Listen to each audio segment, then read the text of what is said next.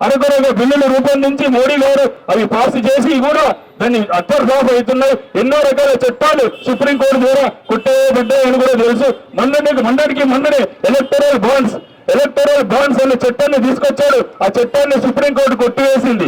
అంతేకాకుండా citizenship bill తీసుకొచ్చారు మోడీ గారు, అది కూడా సుప్రీంకోర్టు కొట్టేసింది. ఇలాంటి బిల్లులు ఒక్కటి కాదు, వందల కొద్ది బిల్లులు, ఎన్నో రకాల బిల్లులను ఆయన ఏమాత్రం చర్చ చేయకుండా, మేధావులతో చర్చించకుండా, ప్రతిపక్షాల అభిప్రాయాలను పరిగణలోకి తీసుకోకుండా ఆ చట్టాలు చేయడం వలన ఎన్నో రకాల అన్యాయాలు, ఎన్నో రకాల నష్టాలు మన భారతదేశానికి కలుగుతున్నాయని నేను విన్నవించుకుంటున్నాను. నేను మోడీ వ్యతిరేకిని కాదు. నేను ఇక్కడ జరుగుతున్న విషయాన్ని మీరందరూ గ్రహించాలి. అందులో ఎంత నిజం ఉందో, ఎంత అబద్ధం ఉందో మీరు గ్రహించాలని మాత్రమే వేడుకుంటున్నాను. ఇక్కడ ముఖ్యంగా జరిగేది ఏమవుతుంది అంటే, కాంగ్రెస్ లో ఉన్న ఎంపీలు కానీ, ఇతర పార్టీలో ఉన్న ఎంపీలు కానీ, వాళ్ళు బడా పారిశ్రామికవేత్తలు, వాళ్ళ యొక్క సిబిఐ ఉన్న భయం ఉంటుంది.